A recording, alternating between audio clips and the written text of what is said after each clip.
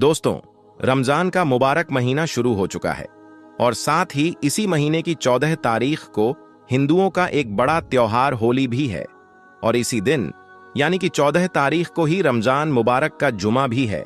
बस इसी बात को देखते हुए उत्तर प्रदेश के मुख्यमंत्री योगी आदित्यनाथ ने रमजान को लेकर अपनी तरफ से एक एडवाइजरी जारी की है और अपने 5 खास नए नियम बनाए हैं जिनके बारे में जानना हर मुसलमान के लिए बहुत जरूरी है।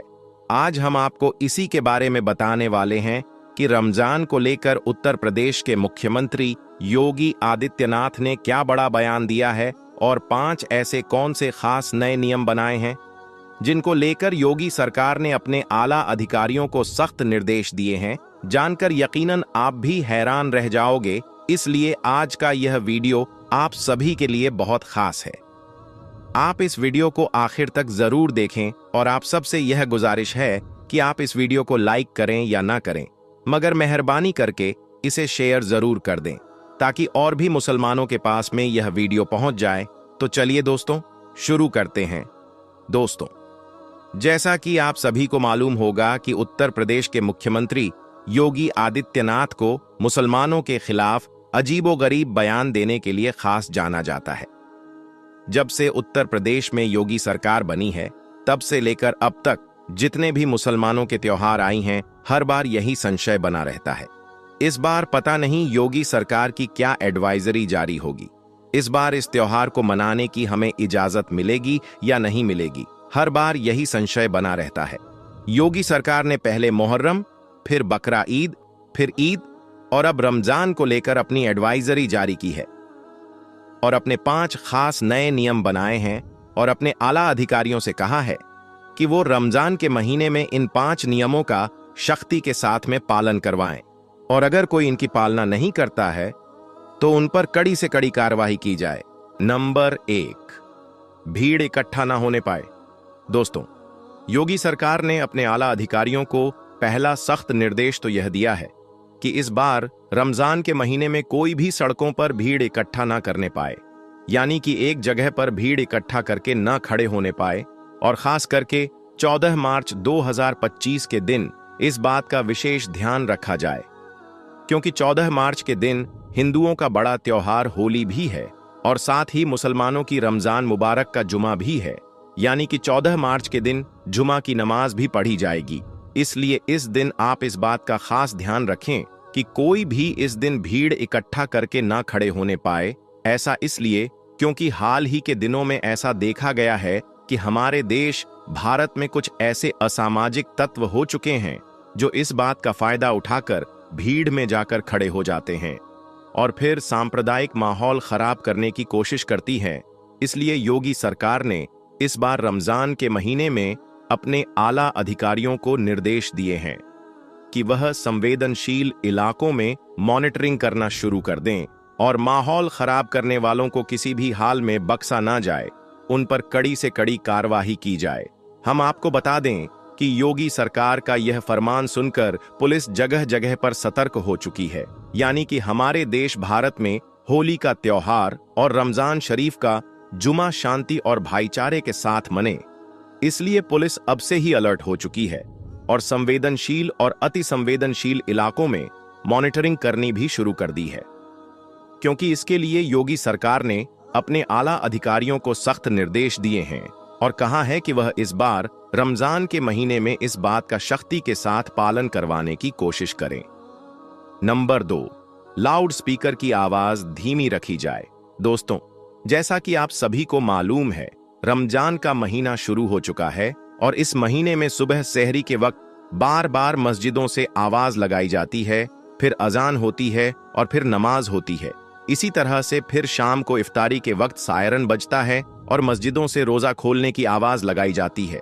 बस इसी बात को देखते हुए इस बार योगी सरकार ने एक एडवाइजरी जारी की है जिसमें अपने आला अधिकारियों को सख्त निर्देश दिए हैं कि जितने भी मस्जिदों के ऊपर लाउड स्पीकर लगे हुए हैं उनकी आवाज को धीमा रखा जाए, यानी कि किसी भी मस्जिद से लाउड स्पीकर में जोर जोर से ना बोला जाए और खास तौर से सुबह सहरी के वक्त बेवजह शोर शराबा ना किया जाए। इस बात को लेकर योगी सरकार ने अपने आला अधिकारियों को सख्त निर्देश दिए हैं कि वह इस बार रमजान के महीने को लेकर किसी भी तरह की कोई अनदेखी न करें और इस नियम का सख्ती के साथ में पालन करवाया जाए। नंबर 3, ड्रोन कैमरों से नजर रखी जाए। दोस्तों, योगी सरकार ने अपने आला अधिकारियों को तीसरा सख्त निर्देश यह दिया है। इस बार रमजान के महीने में पूरे प्रदेश में कहीं पर भी अगर कोई माहौल खराब होता है तो इसी जगहों पर फौरन ही धारा 144 लगाते हुए वहां पर नियमों का सख्ती के साथ में पालन करवाया जाए। और यही नहीं, फौरन ही ऐसी जगहों पर सादा वर्दी में महिला और पुलिस को तैनात किया जाए और ड्रोन कैमरों से ऐसी जगहों की खास निगरानी रखी जाए। इसका मतलब यह है कि इस बार रमजान के महीने में योगी सरकार ने अपने आला अधिकारियों को यह सख्त निर्देश दिए हैं कि इस बार रमजान के महीने में ड्रोन कैमरों से लोगों पर नजर रखी जाए और जगह जगह पुलिस को तैनात किया जाए ताकि कहीं पर भी कोई सांप्रदायिक माहौल खराब ना हो सके। इसके साथ ही जगह जगह पर गाड़ियों की और बाइकों की चेकिंग भी की जाए और अगर कोई पुलिस की कार्यवाही में दखल अंदाजी करने की कोशिश करी तो उस पर फौरन ही कड़ी से कड़ी कार्रवाई की जाए। ना सर, इसके अलावा योगी सरकार ने अपने बयान में यह भी कहा है कि इस बार रमजान के महीने में कोई भी मुसलमान मस्जिद के बाहर यानी कि सड़क पर खड़े होकर नमाज ना पढ़ने पाए, यानी कि सिर्फ मस्जिद के अंदर ही नमाज पढ़ी जाए। अगर पहली बार में लोग ज्यादा हो रही हैं तो 2 बार में करके नमाज पढ़ ली जाए, लेकिन मस्जिद के अंदर ही पढ़ी जाए, बाहर सड़कों पर नमाज ना पढ़े। इसके लिए जितनी भी बड़ी बड़ी मस्जिदें हैं उनके आगे पुलिस की तैनाती रखी जाएगी ताकि किसी भी तरह का कोई माहौल खराब ना होने पाए। नंबर 4, सोशल मीडिया पर निगरानी रखी जाए। दोस्तों, योगी सरकार ने इस बार रमजान के महीने में अपने आला अधिकारियों के लिए चौथा फरमान यह जारी किया है कि वह इस बार रमजान के महीने में सोशल मीडिया पर 24 घंटे खास निगरानी रखें। कोई भी रमजान के महीने में सोशल मीडिया के जरिए से किसी भी तरह की कोई अफवाह ना फैलाने पाए, यानी कि कोई भी सोशल मीडिया पर किसी भी तरह की कोई आपत्तिजनक पोस्ट ना करने पाए। और खास करके 14 मार्च के दिन इस बात का खास ध्यान रखा जाए क्योंकि उस दिन हिंदुओं का बड़ा त्योहार होली है और मुसलमानों की रमजान का जुमा भी है। इसलिए इस बार कोई भी सोशल मीडिया पर गलत पोस्ट डालता है, अफवाह फैलाता है तो उस पर कड़ी से कड़ी कार्रवाई की जाए। और यही नहीं, इसके अलावा योगी सरकार ने अपने आला अधिकारियों को यह भी सख्त निर्देश दिए हैं कि जो लोग भड़काऊ बयान देते हैं ऐसे शरारती तत्वों के साथ जीरो टॉलरेंस भी अपनाई जाए। ऐसे लोगों पर खास नजर रखी जाए और फिर उन पर कड़ी से कड़ी कार्रवाई की जाए और सोशल मीडिया पर 24 घंटे खास निगरानी रखी जाए। कोई भी शख्स रमजान और होली के मौके पर कोई अफवाह ना फैलाने पाए और ना ही कोई आपत्तिजनक पोस्ट करने पाए, यानी कि माहौल खराब करने की कोशिश करने वालों पर खास नजर रखी जाए और फिर ऐसे लोगों पर कड़ी से कड़ी कार्रवाई की जाए। नंबर 5, धर्म गुरुओं से खास अपील भी की है। दोस्तों, इस बार रमजान के महीने को लेकर योगी सरकार ने मुस्लिम धर्म गुरुओं से भी खास अपील की है कि वह मुसलमानों को इस बारे में समझाएं। बस इसी बात को देखते हुए फिर लखनऊ में मौजूद इस्लामिक सेंटर ऑफ इंडिया के चेयरमैन और ईदगाह के मौलाना खालिद रशीद फिरंगी मोहल्ली ने भी मुसलमानों के लिए एक एडवाइजरी जारी की है। मौलाना रशीद फिरंगी ने मुसलमानों से अपील की है कि आप रमजान के इस मुबारक महीने में नेक और अच्छे अच्छे काम करें और अपने लिए, अपने देश भारत की सलामती के लिए और आपसी भाईचारे के लिए अल्लाह ताला से दुआ करें। साथ ही मौलाना रशीद फिरंगी ने मुसलमानों से सहरी के वक्त यानी कि सुबह के वक्त बेवजह शोर ना करने की भी अपील की है ताकि आपके पड़ोसियों और आपके मोहल्ले वालों को किसी भी तरह की कोई परेशानी ना हो, यानी कि उनका पूरी तरह से ख्याल रखा जाए। इसके अलावा मौलाना रशीद ने मुसलमानों से यह भी अपील की है कि रमजान का महीना बहुत मुबारक और बाबरकत महीने को इबादत में गुजारे सहरी के लिए बार बार माइक में ऐलान ना किया जाए। साथ ही सुबह के वक्त किसी भी तरह का कोई शोर शराबा ना किया जाए। इसके अलावा नमाजी अपनी गाड़ियों को उसी जगह पर ही खड़ी करें जिस जगह को पार्किंग के लिए मुकर्रर किया गया है, जिसकी वजह से किसी भी आने जाने वाले को कोई परेशानी ना हो। इसके अलावा मौलाना रशीद फिरंगी ने यह भी कहा है कि रमजान के महीने में बड़े पैमाने पर रोजा इफ्तार पार्टियां रखी जाएं। उनमें खास तौर पर गरीबों को शामिल किया जाए और यही नहीं, अपने माल का जो हिस्सा है वह गरीबों में बांटा जाए। दोस्तों, याद रखिए, रमजान का महीना रहमतों और बरकतों वाला महीना है। इसलिए आप इस पाक महीने में अल्लाह ताला की खूब इबादत करें और नेक और अच्छे अच्छे काम करें। लेकिन इसके साथ ही आप इस महीने में कोई भी ऐसा वैसा काम ना करें जिसकी वजह से आपको या फिर आपकी कौम को किसी भी तरह की कोई परेशानी का सामना करना पड़े। इसलिए आप इस महीने में कोई भी गलत काम ना करें और इन 5 नियमों का आप सख्ती के साथ पालन करें। अल्लाह ताला से दुआ है कि अल्लाह पाक हम सबको रमजान के इस मुबारक महीने में बुराई से दूर रखे और नेक और अच्छे अच्छे काम करने की तौफीक अता फरमाए। आमीन, अल्लाहुम्मा आमीन। एक बार आप भी कमेंट बॉक्स में आमीन जरूर लिख दें। दोस्तों, सबसे पहले तो आप सभी को रमजान 2025 की एडवांस में बहुत बहुत मुबारकबाद। आपका दिल करे तो आप भी हमें कमेंट बॉक्स में मुबारकबाद लिख सकते हैं। आज हम आपको औरतों के 3 ऐसे काम बताने वाले हैं जिनके बारे में अल्लाह के प्यारे नबी हजरत मोहम्मद सल्लल्लाहु अलैहि वसल्लम ने फरमाया है कि रमजान से पहले पहले औरतें इन 3 काम को करना बंद कर दें, वरना रमजान के मुबारक महीने में उनका कोई भी रोजा, उनकी कोई भी इबादत अल्लाह की बारगाह में कबूल नहीं होगी।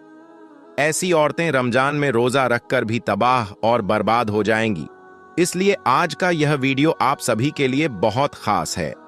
आप इसको आखिर तक जरूर देखें और आप सबसे यह गुजारिश है कि आप इस वीडियो को लाइक करें या ना करें, मगर मेहरबानी करके इसे शेयर जरूर कर दें ताकि रमजान से पहले पहले यह वीडियो ज्यादा से ज्यादा इस्लामिक माँ बहनों के पास में पहुंच जाए।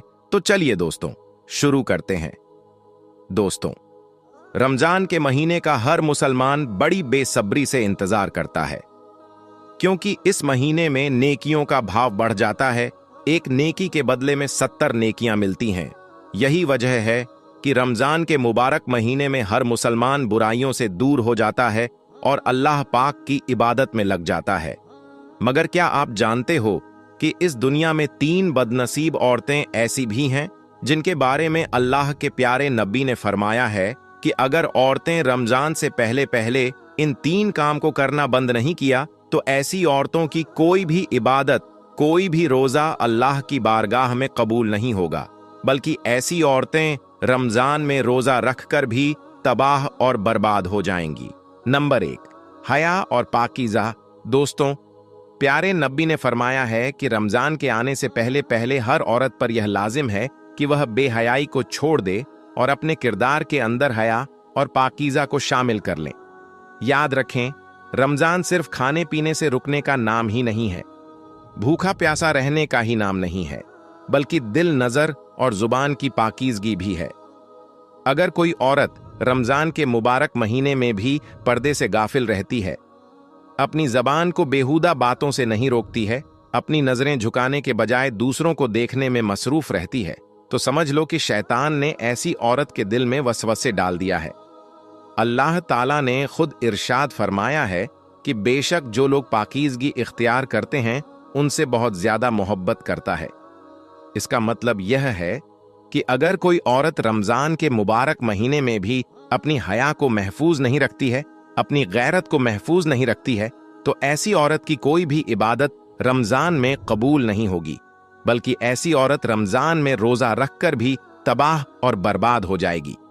अल्लाह के प्यारे नबी ने इरशाद फरमाया है कि हया ईमान का हिस्सा है और अगर औरत की हया खत्म हो गई तो फिर उसका ईमान भी खतरे में पड़ सकता है। याद रखें, हया वो रोशनी है जो औरत के किरदार को चमका देती है और बेहयाई वो अंधेरा है जो उसके नसीब को बर्बाद कर देती है। क्योंकि औरत की सबसे बड़ी इज्जत ही उसकी पाक दामनी है और एक मर्द की सबसे बड़ी जिम्मेदारी है अपनी बीवी की हिफाजत करना। दोस्तों, इस वक्त आप इंस्टाग्राम खोलकर देखें, आप खुद समझ जाओगे कि आज कितनी मुसलमान बहनें इस दलदल में फंसी हुई है और अपनी आखिरत को बर्बाद कर रही है। एक जमाने की बात है, एक औरत अपनी हया और पाकीज़गी से बहुत ज्यादा मशहूर थी, मगर उसका इम्तिहान अभी बाकी था। उसका शौहर एक ताजिर था जो हर वक्त सफर में रहता था। वह औरत अकेली अपने रब के साए में अपनी जिंदगी गुजार रही थी। वह जब भी बाजार से गुजरती तो लोग उसकी इज्जत की कस्में खाया करते थे। इस कदर वह नेक दिल औरत थी, क्योंकि उसे पता था कि एक औरत की इज्जत उसकी चादर में नहीं बल्कि उसकी नीयत में होती है। अगर नीयत पाक साफ हो तो फिर दुनिया का कोई भी तूफान उसे गिरा नहीं सकता है। लेकिन याद रखें, आजमाइश हमेशा पाकीज़ा दिलों पर ही आती है। एक दिन एक जालिम हाकिम की नजर इस औरत पर पड़ गई। वह इसके हुस्न से नहीं बल्कि इसकी हया से मुतासिर हुआ, इसलिए वह इसे देखते ही इस पर फिदा हो गया, क्योंकि वह जानता था कि जो चीज दुनिया में कामयाब है वह चीज सबसे ज्यादा कीमती है। इसके बाद उस जालिम हाकिम ने हर तरह से उस औरत को खरीदने की कोशिश की। दौलत, ताकत, वादे और यहां तक कि धमकियां भी दी, मगर वह औरत तो एक चट्टान की तरह मजबूत रही। वह जानती थी कि जो औरत दुनिया के खौफ से झुक जाए वह अल्लाह के यहां पर बुलंद नहीं हो सकती है, और जो औरत अल्लाह के खौफ में जीना सीख लेती है तो फिर यह दुनिया उसके कदमों में गिरने पर मजबूर हो जाती है। इसलिए फिर जब यह औरत उस जालिम हाकिम के झांसे में नहीं आई तो उस जालिम हाकिम ने उस औरत को कैद करने का हुक्म दे दिया, मगर यह औरत फिर भी टस से मस नहीं हुई और बार बार इनकार करती रही। इस तरह से फिर यह औरत उस जालिम हाकिम के कैद खाने में कैद हो गई। फिर ऐसे ही करते करते दिन गुजरता रहा, लेकिन इसने कभी भी अपनी इज्जत पर कोई आंच आने नहीं दी। लेकिन अब कैद में रहने की वजह से उस औरत का जिस्म बहुत कमजोर हो गया था। उसका चेहरा मुरझा गया था, लेकिन उसकी रूह चमक रही थी। उसका चेहरा स्याह हो गया था, मगर उसकी रूह 14वीं के चांद की तरह चमक रही थी। आखिरकार फिर इस औरत के सब्र ने उस जालिम हाकिम को टूटने पर मजबूर कर दिया और उसने इसे कैद से रिहा कर दिया। अब जब वह औरत कैद से रिहा हुई तो उसे देखकर लोग हैरान रह गए और सोचने लगे कि एक कमजोर औरत ने किस तरह से एक ताकतवर हाकिम को शिकस्त दे दी। फिर वह औरत कैद से बाहर आकर मुस्कुराई और कहने लगी, ए लोगों, औरत की सबसे बड़ी ताकत उसका हुस्न नहीं बल्कि उसकी हया होती है, और जिस औरत ने अपनी हया भेज दी उसके पास में फिर कुछ भी ना बचा। औरत की सबसे कीमती चीज इज्जत होती है। जो औरत इसे खो देती है तो वह बर्बाद हो जाती है, और अगर कोई औरत इसे बचा लेती है तो वह बादशाहों से भी ज्यादा कीमती हो जाती है। नंबर 2, जुबान की हिफाजत। दोस्तों, अल्लाह के प्यारे नबी ने फरमाया कि औरत के लिए दूसरी जरूरी चीज यह है कि रमजान के आने से पहले पहले हर औरत के लिए यह भी लाजिम है कि वह अपनी जबान की हिफाजत करे, यानी कि रमजान से पहले पहले बदजुबानी को छोड़ दे। याद रखें, रमजान में जबान का रोजा करना भी जरूरी है, क्योंकि रमजान न सिर्फ जिस्म बल्कि दिल और जुबान को भी पाक साफ करने के लिए आता है।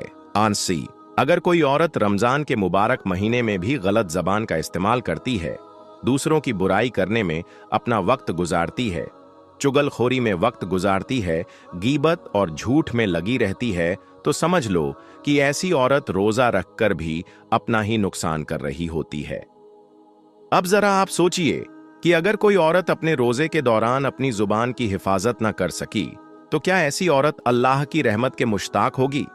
क्या वह रमजान की बरकतों की मुश्ताक होगी? हरगिज नहीं, क्योंकि जो औरत रमजान के मुबारक महीने में भी अपनी जुबान की हिफाजत न कर सकी, उसकी जुबान से लगातार वो अल्फाज निकलते रहे जो दूसरों को तकलीफ दे रही थी, जो रिश्तों में दरार डाल रही थी, तो क्या ऐसी औरत कामयाब हो सकती है? हरगिज नहीं, ऐसी औरत बिल्कुल भी कामयाब नहीं हो सकती है। अल्लाह के प्यारे नबी ने इरशाद फरमाया है कि जिसने रमजान के महीने में झूठ और गलत काम करना ना छोड़े तो उसको भूखा प्यासा रहने की कोई जरूरत नहीं है। याद रखें, इंसान का सबसे बड़ा दुश्मन उसकी अपनी जबान ही है, जो कोई अपनी जबान को काबू में नहीं रख सकती है। वह अपनी इज्जत और नेकी को बर्बाद कर देती है, और जो औरत अपनी जुबान के वार से दूसरों के दिल को जख्मी करती है तो ऐसी औरत खुद भी कभी खुश नहीं रह सकती है। बनी इज़राइल में एक औरत थी जिसकी जुबान बहुत तेज और बेकाबू थी। हर वक्त वो अपनी जुबान को तेज छुरी की तरह चलाया करती थी। वो अपनी बातों में दूसरों की इज्जत का ख्याल नहीं रखती थी। हर बात पर वो तंज करती थी। वो अपनी जबान से जख्म देने को अपनी इज्जत समझती थी। वहीं पर दूसरी ओर उसका शौहर एक नेक दिल इंसान था। वह हमेशा सब्र से उसकी सख्त बातों को भी बर्दाश्त कर रहा था। हालांकि उसने कई बार अपनी इस बीवी को समझाया भी कि बेगम जुबान का जख्म तलवार के जख्म से भी ज्यादा गहरा होता है, क्योंकि तलवार का जख्म तो भर जाता है लेकिन जुबान की दिए हुए जख्म कभी नहीं भरती है। मगर इसकी बीवी को कभी भी अपनी गलती का एहसास नहीं होता था। वो तो समझती थी कि अल्फाज बस ज़बां में उठ जाती है, इनका कोई हिसाब नहीं होता है।